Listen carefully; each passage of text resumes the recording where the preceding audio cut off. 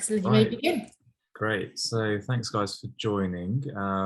Like Dr. Grahan said, my name is Adam. I'm one of the ophthalmology trainees in the West Midland Deanery at the moment, one of the ST2 trainees.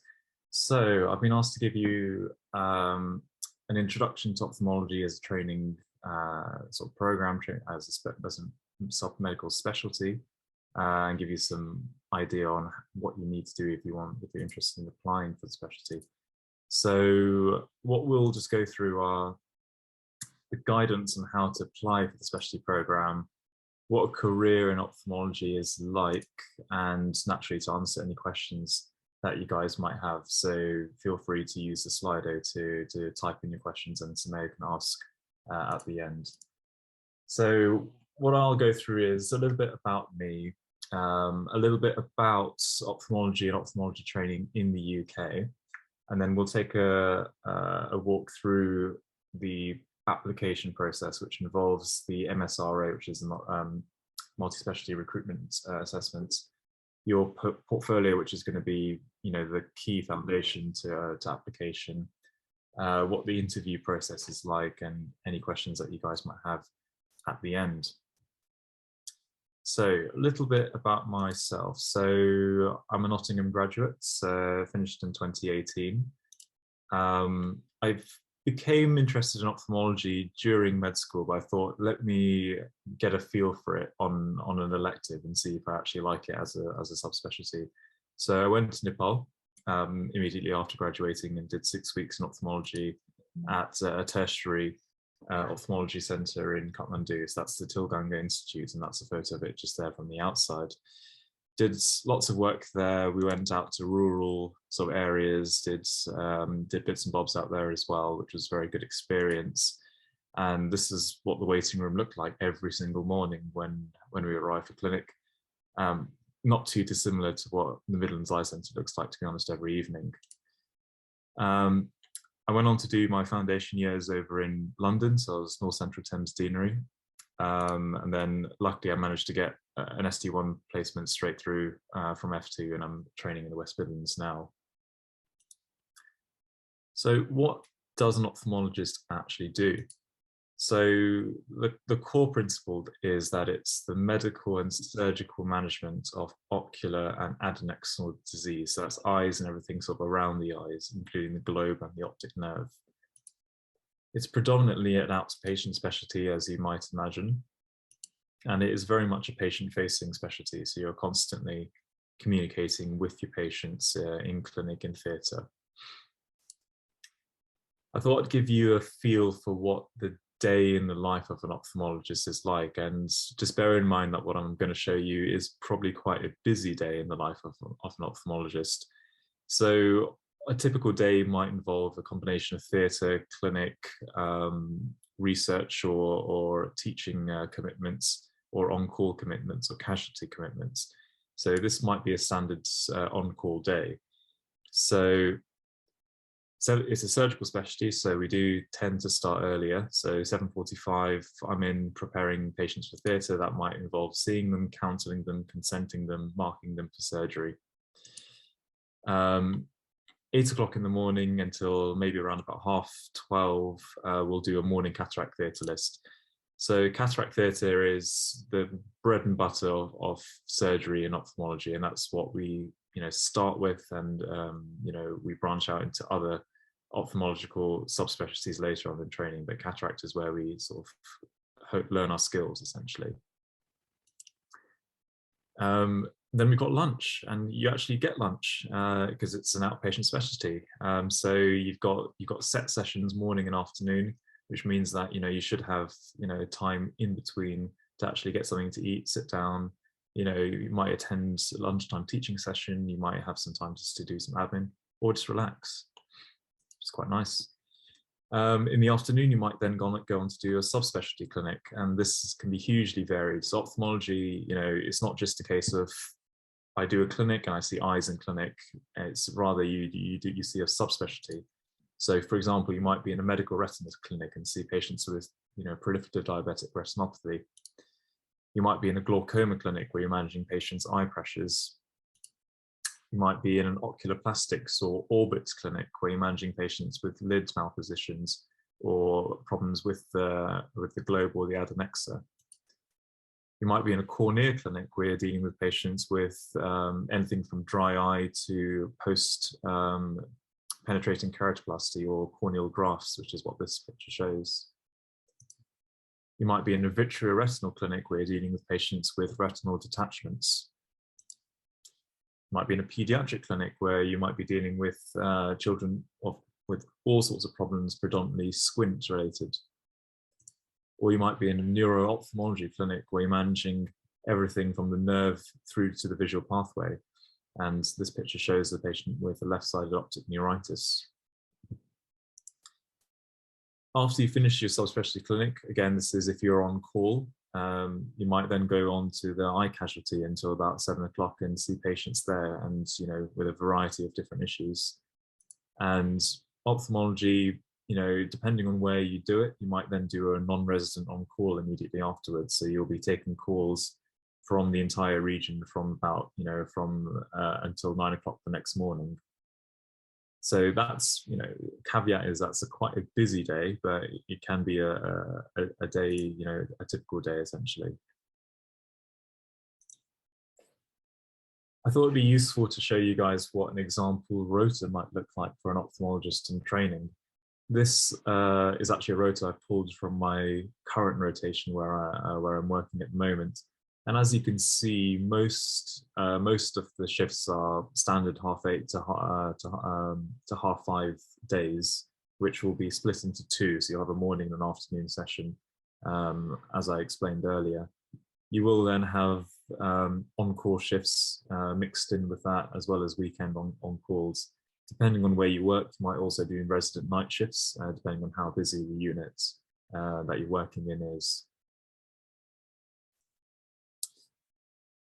Like everything, there are pros and cons to the specialty. We'll start with the pros. So it's a run-through training program with very supportive seniors.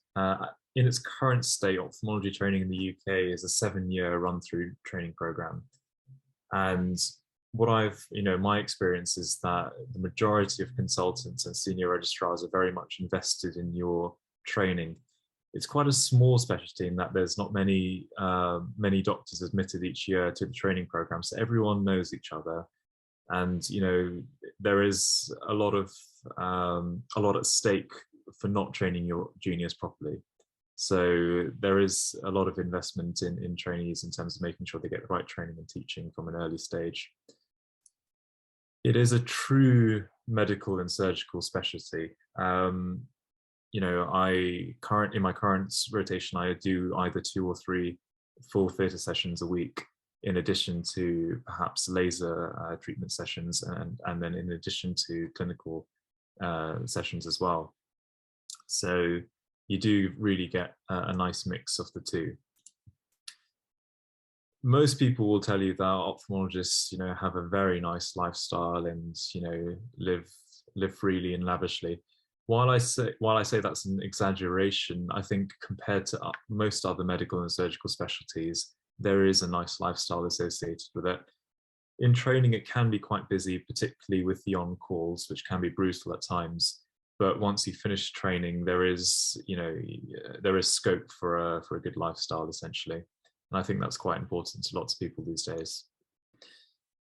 The patients are lovely. So you tend to have very grateful patients. It's a quality of life sort of specialty. So patients are very grateful when you're able to improve their vision, or in some cases give back people their vision. And within the specialty itself, there is a huge amount of variety. So when you become an ophthalmologist, you don't tend to finish just as a general ophthalmologist. You will tend to be an ophthalmologist with a specialty interest in perhaps glaucoma, medical retina, cornea, vitreoretinal. There's a huge variety in that sense as well, and a lot to learn. Naturally, there is a good private potential if that's what you're interested in as well. And almost no ward rounds. I say almost because some eye units have an eye ward which you will have to round, but that's quite few and far between. The cons about the specialty, so why might you want to think twice about it? It's a very steep learning curve, and the exams I thought were quite difficult. So ophthalmology, in med school, you don't get taught to huge amounts. Where I was in Nottingham, we had a 2-week clinical placement, which I think is more than most medical schools offer in the UK. And even then, it was quite a basic level that we were taught. It's a very different language compared to the medicine surgery that you're taught in med school and that you practice in your foundation years. So when you come to learn ophthalmology, when you start training or when you're trying to sit the exams, you do get that feeling that you're starting from absolute scratch again and relearning an entirely new language. You do quickly forget general medicine. I will admit that I'm not as good with my general medicine as I might have been 2 years ago. But naturally, you've only got so much capacity to keep up. And the ophthalmology academically is a challenging specialty anyway, so I think there's enough to keep on your plate in that regard. I think one of the gripes amongst trainees is that there is a lot of service provision that's built into our training program. So we do a lot of clinic, which may not necessarily be a training clinic. It's more to get patient numbers seen, and we may lose out on theatre time or laser time as a result of that. And there's also a complaint that training is too long in the UK. Other countries can finish the ophthalmology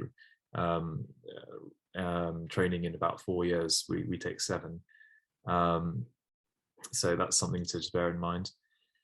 Lots of doctors are quite squeamish about the eye, so that's something naturally you have to be comfortable with if you want to do ophthalmology as a specialty. You'll be operating on an eye and examining an eye every day, so that's just something that you need to bear in mind. And it's sight-saving medicine rather than life-saving medicine. So if you want something a bit more exciting, a bit more, something that will get your pulse raised a bit more, then this is probably not the specialty for you. This is more about lifestyle and organ saving rather than life-saving disease. So a bit about the subspecialty training pathway. So I understand that some of you are med students, some of you are foundation year doctors. So you may or may not be familiar with this, but naturally you finish med school, you'll do your foundation years, first 2 years, and then you'll go into either a core training program and then reapply into a specialty training program for certain specialties, or like ophthalmology, you'll go into a run-through training program, which you will complete until you finish and get your CCT and become a consultant. After your CCT, in ophthalmology, people tend to do a fellowship for 1 or 2 years in the subspecialty they want to become a consultant in to get more experience. So it is a long training, route. It is a competitive specialty. I applied for training. I was in the 2020 batch, and the ratios are getting higher every year. I think more and more people are realizing that lifestyle is an important factor, and naturally this is an academically vigorous and surgical subspecialty, so lots of people are quite interested in it.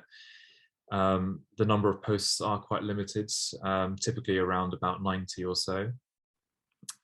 So it is a competitive specialty, hence why it's useful for you guys to be here this evening listening to this talk and getting an idea of what you need to do if you're interested in doing it. It's a points based sort of application essentially, and this is how the points are broken down if you want to apply for ophthalmology. Portfolio is king, so it's 50% of your points come from that, while the rest come from your MSRA and the interview. In previous years, the interview was weighted a lot more highly, but they've changed the way that that candidates are interviewed now, and portfolio has taken a larger role. So brief sort of thing about the MSRA, if no one's here has already sat it, if you're foundation doctors or med students, essentially it's a prerequisite for an interview in ophthalmology. As the name suggests, it's used in lots of different specialties, including GP and psych, and I think peds as well, obs and gynae. So neurosurgery, lots of specialties use it, radiology. So you have to score a threshold mark, and then you'll be invited to interview, assuming you reach that threshold mark. Naturally, that mark changes every year, so it's very difficult to tell you what that mark is. It consists of 2 papers. That's the professional dilemmas paper, which is the longer paper, and the clinical problem solving paper. Essentially, that translates to an SJT and a sort of a finals medical school level clinical examination, where you'll be examined on absolutely everything and anything in medicine and surgery. So you have to relearn all of your pediatric medicine, your obs and gynae, all of your vaccine schedules, all of your pediatric developmental milestones. Everything needs to be, up to scratch for this exam. The portfolio itself is a bit of a beast, but it can be tackled if you're systematic and organized about it. There's 8 subheadings in the portfolio which you need to try and score points in to get a good mark. You also get points for how well your portfolio is presented. So if it's too long, you lose points. If it's messy, you lose points. And it's scored out of 50 with 2 separate consultants reviewing your portfolio individually to give a total mark of 100. And this, if you're thinking about applying, this is where your focus needs to be over the next few sort of years or so. This is where you can find everything. So it's a 7 deanery website. So 7 deanery manage the ophthalmology recruitment every year. So the document of interest is on their website, but I'll go through it with you essentially in detail. So the first section is your qualifications, and this is probably going to be a section where you either have it or you don't have it, and you just tick it off and move on. So you score a point per qualification. So if you've intercalated or if you've got an MSc, then that's a point there. If you've done an MD thesis, you get 2 points there, and you get 3 if you've got a PhD. The next section is prizes and awards. So if you get a first-class degree in your undergrad, be that your intercalated or your final medical degree, that's worth a point. If you've presented a paper or a poster at a national meeting and it was awarded best paper or poster, then that's a point. If you have sat the FRC Opt Part 1, which is the first fellowship examination, and came first in that, then that's worth 2 points. Very harsh marking, I mean, there are very few pre-ST1 trainees who will sit and pass the FRC Opt Part 1, let alone coming first in the examination, so quite harsh. And if you've essentially done the Duke Elder examination and hit a threshold mark, then you get points for that as well. If you come in the top 10%, you get 2 points. If you come in the top 60%, you get 1 point. So if you're a medical student at the moment and you're interested, it's certainly worth doing the Duke Elder exam, because you can't get these points after you graduate. The biggest section of the portfolio is the ophthalmology specialty links, and this is essentially your commitment to specialty section. If you've done your refraction certificate, so this is again a postgraduate examination that you do as part of your sort of exit exams for ophthalmology, but you can do it prior to application, you get 2 points. Again, I think this is a little unrealistic for most people. If you passed your FRC Part 1, which a minority of F2s will do these days, but that I think more and more people are trying to do it now, then that's 3 points. What I will say about this is that this is a lot of effort for 3 points. So if you find that you've got weaknesses elsewhere in your portfolio, address those first before thinking of sitting the FRC Opt Part 1, because this is a hard exam. It's and it's a very much a threshold exam designed to sort of weed out people who can't quite get can't get it on, and lots of people will sit it 3-4 times to get through. So just be wary of that one.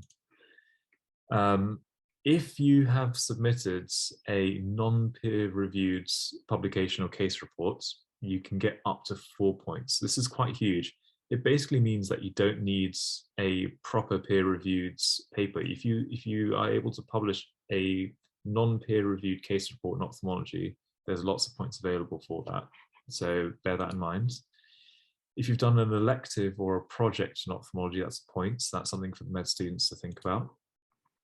If you've done a taster week, you also get another point. So if you're a foundation year doctor at the moment, you can arrange a taster week with your local ophthalmology departments and get this signed off as a point.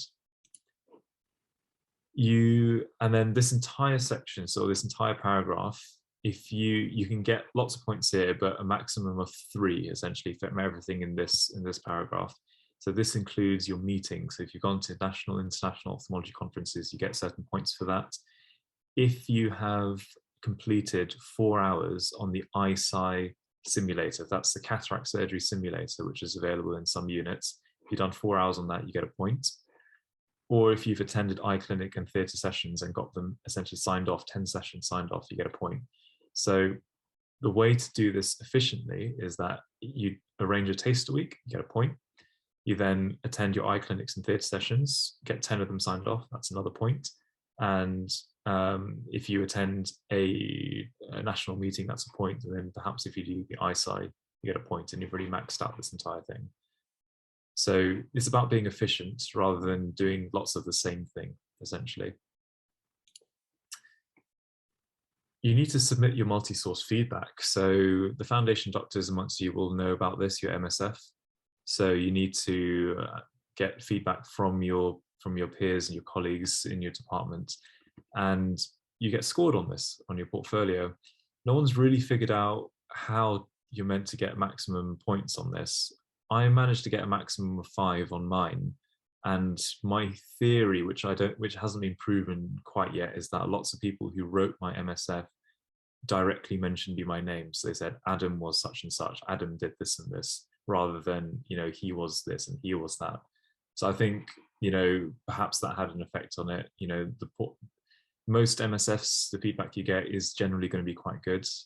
So what discriminates less than full marks to full marks, who knows? But that's my sort of 2 pence on that. Now, publications. This is something that people get very stressed out about.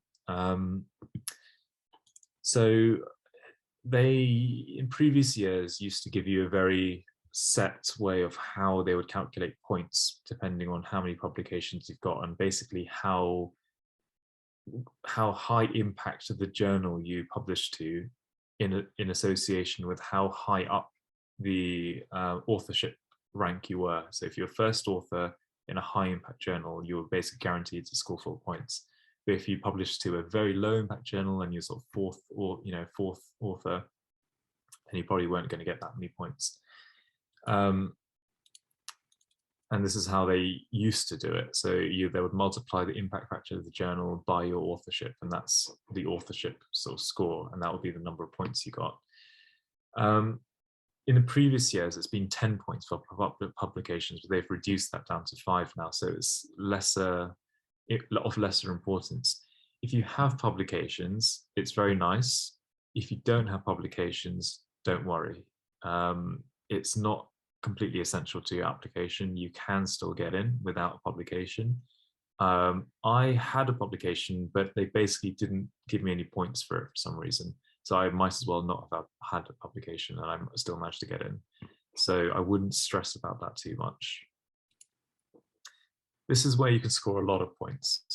So if you have done a good quality improvement project or an audit, then you can potentially score up to 5 points here. And the key thing is that it's your best audit within 3 years. They don't want to know about all of your audits. They want to know about your best audit, okay? So your best quality one.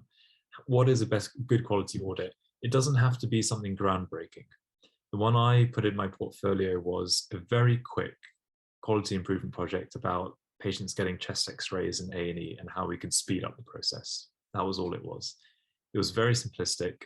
I did my initial data collection, I put in my intervention, I recollected the data, completed the loop, presented it locally at an audit meeting, and then put a very quick poster together, and actually managed to get it submitted to an acute medicine conference, and managed to score the points. Very importantly, you need a cover letter with your consultant's signature on it in order to validate it as an audit, and you need proof of presentation that you've actually presented it somewhere. Okay. Presentations, again, lots of points available here, and they're quite realistic points to get. So if you presented at a regional conference, there's a point there. If you presented at a national conference, you get 2 points. And if you presented at an international meeting, that's 3 points. So, for example, I presented maybe once or twice at regional sort of med student conferences when I was a med student. So there was a few points there. And then that audit I presented at an international acute medicine conference, 3 points there, done. So much more efficient than sitting there for 6 months and trying to prep for FRC Part 1. So if you can get these points done first, that's going to be quite crucial. Education and teaching. So they're very vague in the section about what you need to do to actually score points. So they say design an educational course, e-learning tools, complete a teaching the teachers course, examine undergraduates. I think a lot of these are quite difficult to do. And then it gets even more ridiculous when they ask you to write a chapter in the textbook or write a book. What I submitted for this was basically all of my teaching experience, part of societies and medical teaching societies during med school. I had done lots of bedside teaching as a foundation year doctor. I presented a lot, in local meetings or local teaching. So I just put all of that in and just with the feedback forms naturally, and to see how that fared. And I think I managed to score sort of 3 out of 5, which is not too bad. So you don't have to write a book to get into ophthalmology training. Again, this is a little bit misleading. And then the overall portfolio quality and the layout of your portfolio is very important. In the past, it was a paper portfolio. You had a file, with all of your stuff in it. It had to look very nice, very chic, and you physically carried it with you to your interview, and you had it on your lap, and you can sort of look at everyone else and see what their portfolios looked like. Some people had ridiculous portfolios that were way too overfilled and their pages falling out. That's not what you want. Nowadays, it's digital. So you need to format it nicely, make sure everything is very easy to find, easy to read, highlight the things that you want them to read, essentially, if you want the points for it. Don't overfill your portfolio, keep it concise. There is, less is more in some instances. And then finally, just about the interview. So in previous years, it was conducted here at the sort of Mercure Hotel in Bristol. And it was terrifying. You'd sort of turn up to this place. It was sort of a half-day commitment. You have your interview stations at 4 stations that you went through, and then you went home feeling like you'd sort of completely failed. But nowadays, they've changed the format completely. And it's probably likely to change more over the next few years or so. So in the current application cycle, the way it's works is that over Teams or Zoom, it's a 10-minute consultation with a patient actor. And essentially you get marked on the way the consultation went, what the patient thought about you, whether you hit key points. And I think the important thing about the interview is that, yes, you should have some basic knowledge in ophthalmology. You should be able to, recognize key diagnoses when you're talking to a patient, and know, basic management, and also things like visual standards, site registration, driving standards is really important to know for interview, purposes. If the patient asks, can I drive with my current level of vision, you should be able to answer those kind of questions. But I think more importantly for the interview, it's about, the full holistic approach that you take to the patient. It's about listening to their concerns, or if it's a breaking bad news, doing that effectively, or if it's managing an angry patient, then, going through everything that you've learned in med school or in foundation year about apologizing and taking their concern seriously, and, escalating where necessary, making sure that the patient feels, comfortable with you. So while having some knowledge is important, this is this interview, I think, is more to see you as a general clinician, and see how you communicate with the patients. Okay. So what can you do now? Consolidate your research. So a lot of you may have intercalated, a lot of you may have done some form of research project in the past. Can that be published? Can you put it together and get it published somewhere? Do that early, because, you know, getting that kind of stuff published, you know, research takes a long time, it could take years. And so that's, you know, something that you could be doing now. Build a teaching portfolio. So, you know, while you don't have to write a book or create create an app to teach med students how to, you know, do an abdominal exam, I think it's important to have, you know, a portfolio where you're regularly taking feedback from juniors as you go through. If you're a med student, like I mentioned, do try and sit the Duke Elder examination. It's quite a tough exam, but it's sort of, I describe it as sort of FRC Opt Part 1 light. So if you've done Duke Elder, then you sort of have a feeling of what Part 1 might entail. And organize an elective in ophthalmology. I think that was the single biggest factor that got me interested in the specialty, was when I did my elective, and I think that was hugely valuable. You know, it's been a shame with COVID, a lot of sort of graduating med students haven't had a chance to do a proper elective, and, you know, where possible, you know, try and do it abroad if you can. You'll learn and see a lot more. Get a feel for using a slit lamp. So I think part of why the learning curve is so steep in ophthalmology is that you're exposed to new equipment, new imaging modalities, new terms, new, you know, everything that you've just never heard or seen of before. But if you have a feeling, you know, of how to use a slit lamp, that's going to be really crucial, because that's where the main learning curve is. I think I had some experience having done my elective, and I did a taster week in Moorfields before I started my training. But lots of people applying into ophthalmology have done years of, you know, trust grade jobs in ophthalmology already. They're very experienced and they'll know what they're doing. I think even then it took me 6 weeks into my ST1 placement to get comfortable with the slit lamp and know what all the dials and buttons did.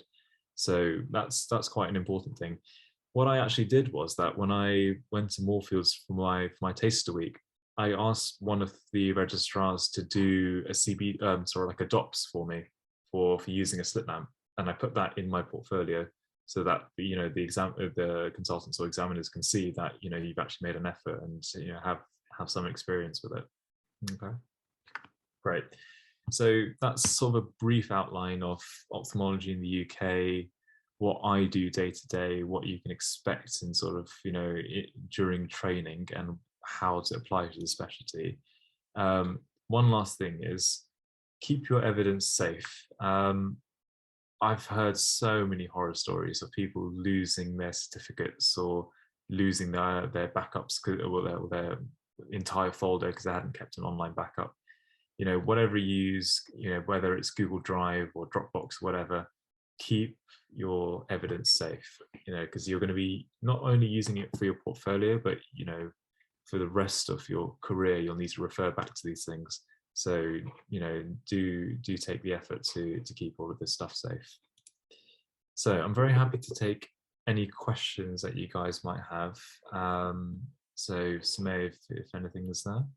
Yes, thank you so much. That was so thorough. And honestly, guys, the information that he gave you is absolutely key, particularly how to develop a portfolio. I mean, I don't think that is something that is taught at med school, something you tend to find out after. Myself and Adam went to the same medical school, and I can attest, those 2 weeks of ophthalmology was not enough. It was enough to scare me away from the eyeballs, but not enough at all to become proficient. So in terms of, Adam, if you just mind stop screen sharing. What we're going to do now is, if you just go on to the last link that I put in the chat, the one before that unfortunately was the anesthetics one, a week early. So, and then we can get started with some of the questions. Okay, so the first question that I've got here is, so how many MSFs should you complete? Yeah, so for the portfolio, you need to submit one which is sort of 18 months within date, right? So when you're a foundation year, you need to submit at least one MSF per year for your ALCP regardless. The way I did it was I tended to do my MSFs in December. I think most trainees will always do their MSFs around about winter time. And it was the MSF of my F2 placement that I submitted for my interview. You only need to submit one. There's no point submitting more. So just make sure that you go around and let people know, this one's going through my portfolio. So just put in a good word. Excellent. The next question is, in terms of, do the publications need to be also within 18 months of your application to ophthalmology?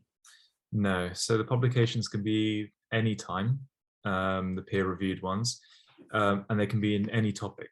So it doesn't matter what you published in, as long as you've got a publication, they will mark it. What does need to be specific to ophthalmology is your case reports. So if you're publishing non-peer reviewed material, that needs to be ophthalmology related to get the points. Excellent.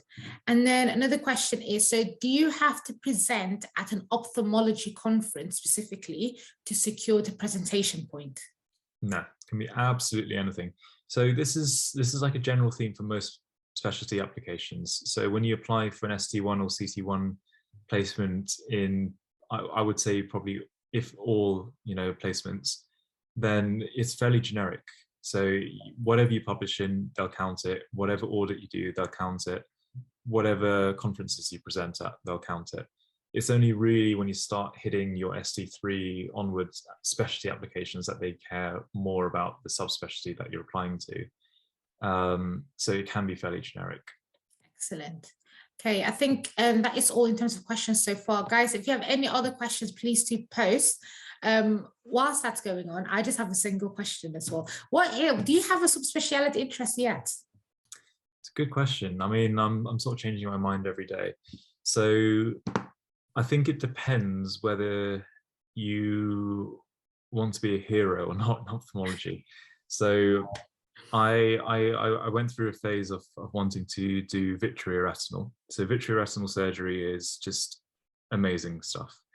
You're operating inside the eyeball. Essentially, you've got a light source, your microscope, and a whatever tool that you're using inside of the eye, and essentially you've got like an endoscopic type view inside the eyeball itself. You're staring at the retina, at the nerve, and you're operating on the retina itself. So these are patients who've had retinal detachments, or for various reasons that you're treating routinely.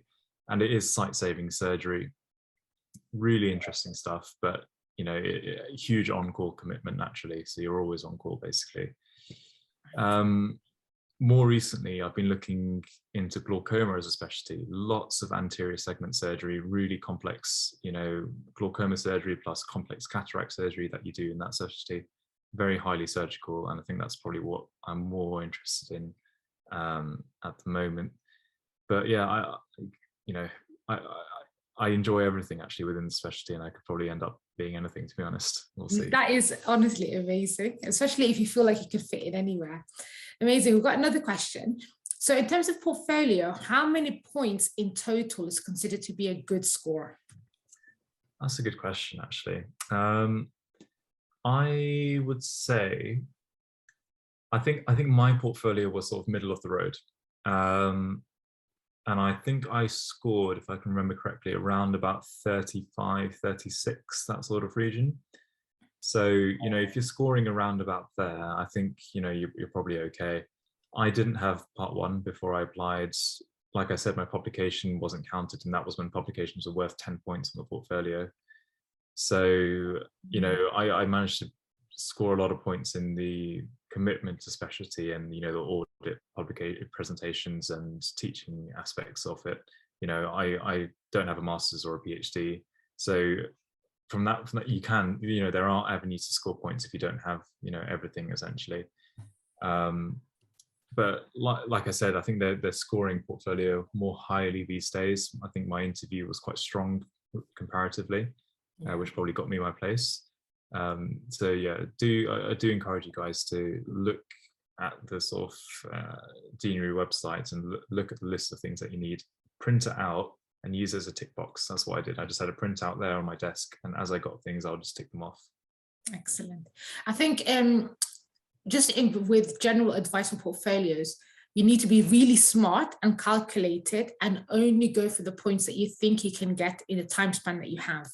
And do not stress about anything that you can't control. You can't go back in time and get a PhD. You can't go back in time and get a publication ready in a month's time. So you should really be focusing on the things that you can max out on.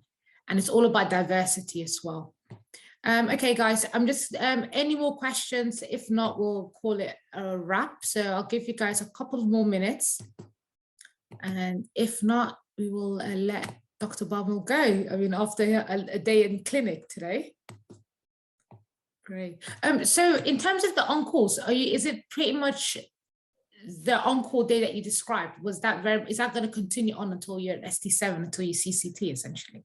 Yeah, essentially. So it depends on, naturally where you do the on-call. So where I am at the moment, it's a non-resident on-call system. So you're on call for 24 hours.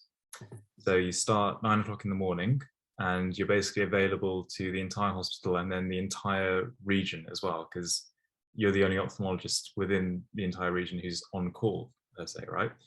So you'll be doing your clinics, you'll be doing your theatres, but then you'll also be taking queries during that time as well. And then in the evening, you then go and clear eye casualty, whoever's still waiting there out of hours, you see them and discharge them or do whatever you need to do. And then until 9 o'clock the next morning, you're on call again for the entire region. So A&E departments, minor injury units, out of hours opticians, out of hours GPs, anyone can call, like basically has access to your mobile number then. So as an ST2? From ST1 even. Really? So, yeah, it's a tiered thing, right? So you will always have someone above you, but they won't, be getting all the calls that you'll be getting. And if you need to escalate, you've got someone above you to do that.